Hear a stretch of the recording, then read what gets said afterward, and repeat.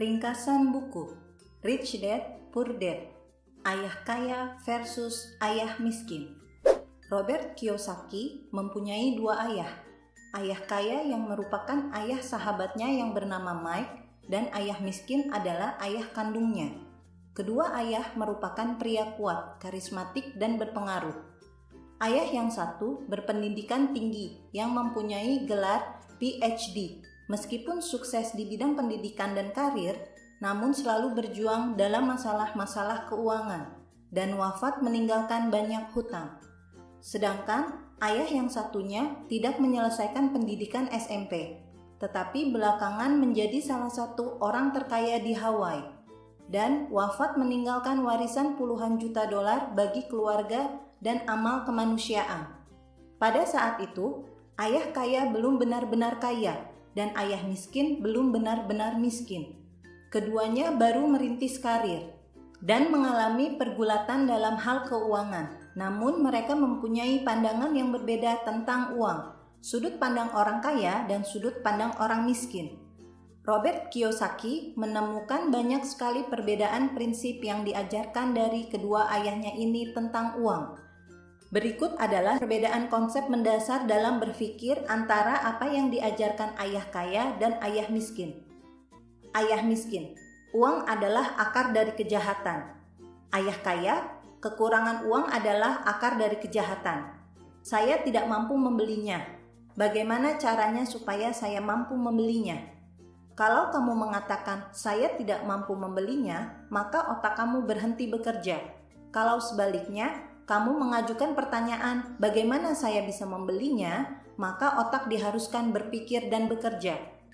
Belajarlah yang giat agar kamu menemukan perusahaan yang bagus sebagai tempat kerja. Belajarlah yang giat agar kamu bisa menemukan perusahaan yang bagus untuk kamu beli. Bermain amanlah dengan uang, jangan ambil resiko. Kelolalah resiko dengan baik.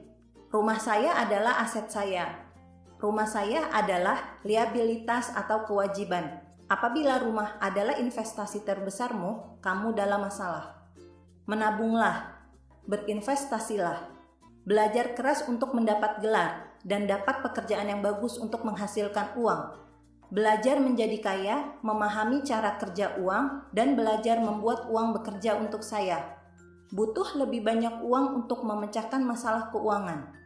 Pelajaran keuanganlah yang akan memecahkan masalah keuangan, bukan seberapa banyak uang yang dapat Anda hasilkan, namun seberapa banyak yang Anda dapat simpan dan kelola. Uang adalah satu bentuk kekuatan, namun yang lebih kuat adalah pendidikan keuangan. Akhirnya, pada usia 9 tahun, saya memutuskan untuk belajar dari ayah kaya tentang uang. Ayah kaya mengajari saya selama 30 tahun dari umur 9 tahun sampai 39 tahun. Dan ketika pelajaran itu selesai, hanya ada 6 pokok yang saya pelajari dan lakukan berulang-ulang selama lebih dari 30 tahun. Pelajaran pertama, orang kaya tidak bekerja untuk uang. Orang miskin dan kelas menengah bekerja untuk uang. Orang kaya membuat uang bekerja untuk mereka. Ketika berbicara tentang uang, semua orang mengalami dua emosi dasar, yakni ketakutan dan ketamakan. Pertama, rasa takut akan memotivasi kita untuk bekerja keras dan mencari uang. Kedua, ketika menerima gaji atau penghasilan, ketamakan dan nafsulah yang membuat kita mulai berpikir tentang semua hal indah yang bisa dibeli dengan uang. Kita bereaksi, bukannya berpikir. Dapat dikatakan gaji berbanding lurus dengan pengeluaran. Semakin tinggi penghasilan, maka semakin besar pengeluarannya. Hal inilah yang dinamakan rat race, yakni rutinitas kerja yang Anda lakukan tanpa akhir. Pola pun kemudian terbentuk. Pada akhirnya, uang mengendalikan emosi dan jiwa mereka. Kita harus menghindari perangkap dari kedua emosi tersebut. Untuk menjadi kaya, Anda harus terlebih dahulu menyelesaikan masalah ketakutan dan ketamakan yang ada di dalam diri. Meningkatkan kecerdasan finansial adalah dengan mempelajari konsep arus kas, belajar cara membangun aset dan cara mengelola aset. Keluar dari siklus rat race berarti penghasilan pasif dari aset Anda lebih besar daripada pengeluaran Anda, sehingga Anda tidak lagi perlu bekerja untuk uang. Pelajaran kedua, mengapa harus melek finansial? Kebanyakan orang tidak menyadari bahwa yang terpenting dalam hidup ini bukanlah berapa banyak uang yang dihasilkan, namun berapa banyak uang yang disimpan. Uang yang tidak dibarengi dengan kecerdasan finansial akan segera melayang. Kita mendengar kisah-kisah tentang orang miskin yang mendapat lotre, yang secara tiba-tiba menjadi kaya raya, lalu jatuh miskin lagi ke titik semula. Atau kisah para atlet profesional yang menghasilkan jutaan dolar selama karir mereka, pada akhirnya pensiun dan wafat dengan meninggalkan hutang. Jika hanya ada satu aturan untuk Anda menjadi kaya adalah Anda harus mengetahui perbedaan antara aset dan liabilitas. Orang kaya membangun aset, orang miskin dan kelas menengah membangun liabilitas. Tapi mereka mengira itu adalah aset. Ayah kaya berkata, aset memasukkan uang ke kantong saya, liabilitas mengeluarkan uang dari kantong saya.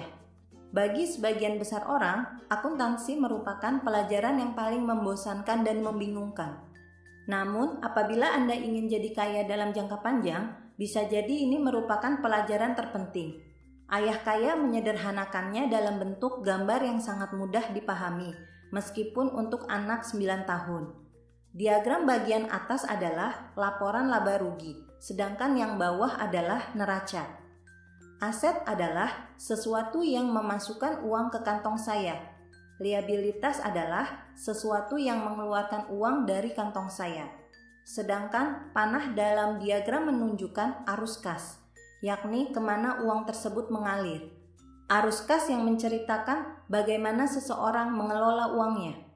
Kalau Anda ingin kaya, habiskan hidup Anda untuk membeli aset.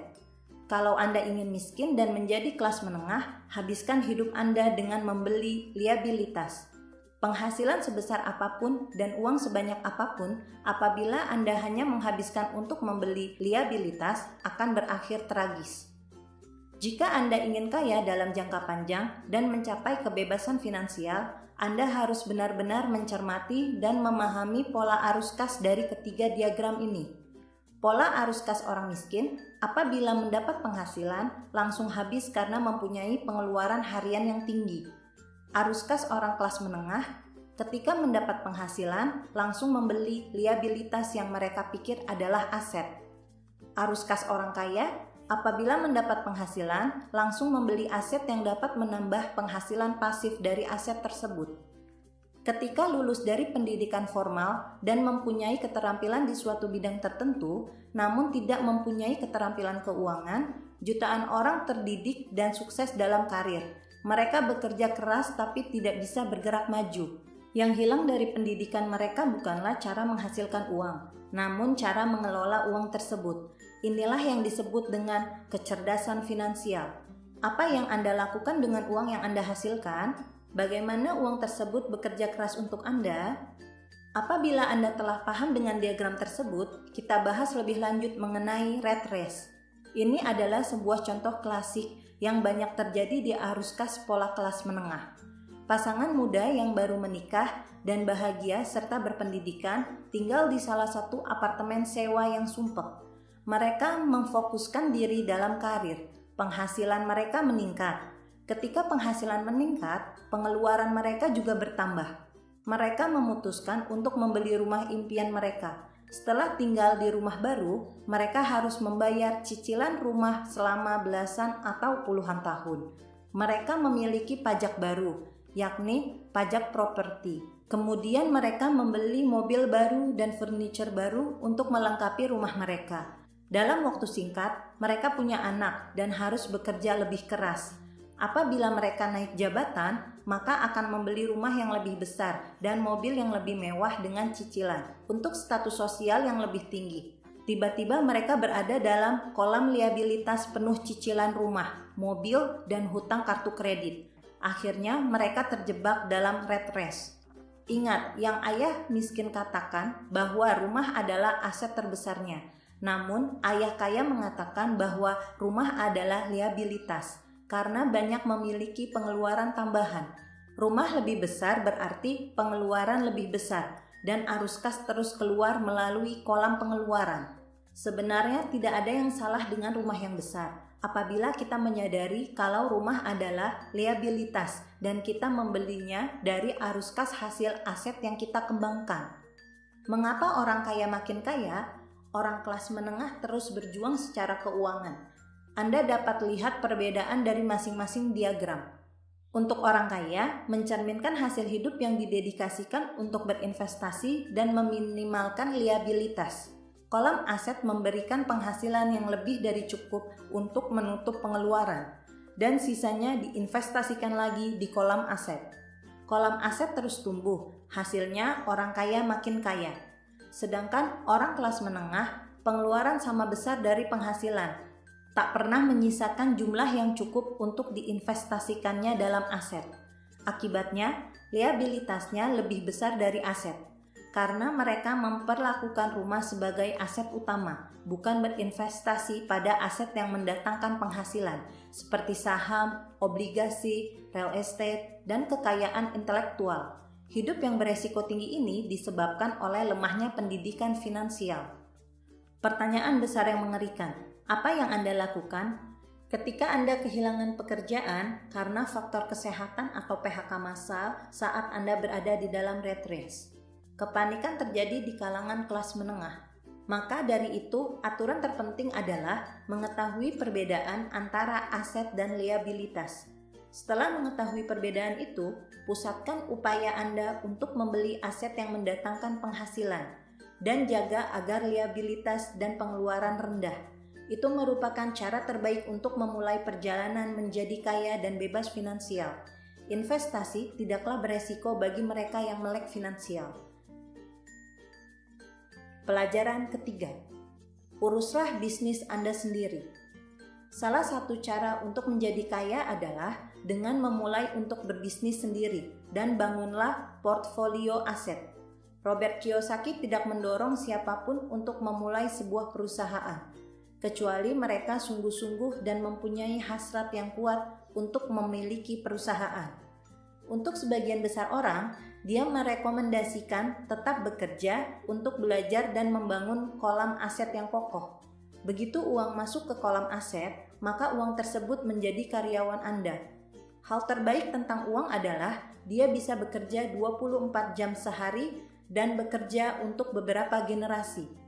Perbedaan pentingnya, orang kaya membeli barang mewah belakangan yang diambil dari hasil investasi di kolam aset. Sedangkan orang miskin dan kelas menengah cenderung mendahulukan membeli barang mewah dengan hasil kerja mereka. Pelajaran keempat, sejarah pajak dan kekuatan korporasi. Pada mulanya di Inggris dan Amerika tidak ada pajak. Namun pada tahun 1874, Inggris memperkenalkan pajak. Dan pada tahun 1913, Amerika memperkenalkan pajak. Apa Anda pernah mendengar cerita Robin Hood? Orang yang mencuri harta orang kaya untuk diberikan kepada orang miskin. Terinspirasi oleh kisah ini, orang kelas menengah di kalangan pemerintah menciptakan pajak yang bertujuan untuk menghukum orang kaya. Orang kaya harus membayar pajak untuk membantu orang miskin. Karena itulah warga negara memberikan suara untuk undang-undang pajak, dan pajak pun sah secara konstitusional. Namun kenyataannya, orang kaya bisa menghindari pajak secara legal. Pajak malah menghukum orang kelas menengah, terutama kelas menengah yang berpendidikan dengan penghasilan yang tinggi, yang membayar pajak untuk orang miskin. Kenapa bisa terjadi demikian?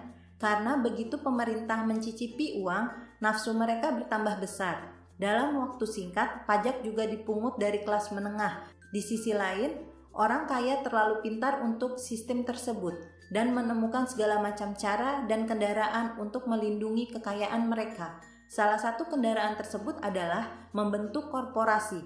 Pengetahuan akan kekuatan struktur legal korporasi lah yang sungguh-sungguh memberi orang kaya keuntungan besar dibandingkan orang miskin dan kelas menengah. Korporasi hanyalah map arsip dengan sejumlah dokumen hukum di dalamnya, tertumpuk di kantor pengacara yang terdaftar pada agen pemerintah. Korporasi bukanlah gedung pencakar langit atau pabrik-pabrik dengan sekelompok orang. Dengan mempunyai korporasi, orang kaya mempunyai dua keuntungan. Pertama, memungkinkan orang kaya membayar pajak lebih sedikit. Korporasi akan membayar pajak setelah pendapatannya dikurangi semua biaya atau pengeluaran. Dengan kata lain, hanya laba bersih yang dikenakan pajak. Ini berarti sebuah perusahaan bisa membelanjakan apa saja terlebih dahulu, termasuk untuk asetnya, biaya perawatan mobil, asuransi, jamuan makan malam di restoran yang merupakan pengeluaran perusahaan. Semua itu dilakukan secara legal dengan uang yang belum dikenai pajak. Setelah semua terpenuhi, baru sisanya terakhir dikenakan pajak. Jadi orang kaya mendapatkan lebih banyak keuntungan. Ini salah satu celah pajak legal terbesar yang dimanfaatkan oleh orang kaya. Sedangkan orang miskin dan kelas menengah mendapat gaji langsung dipotong pajak oleh pemerintah.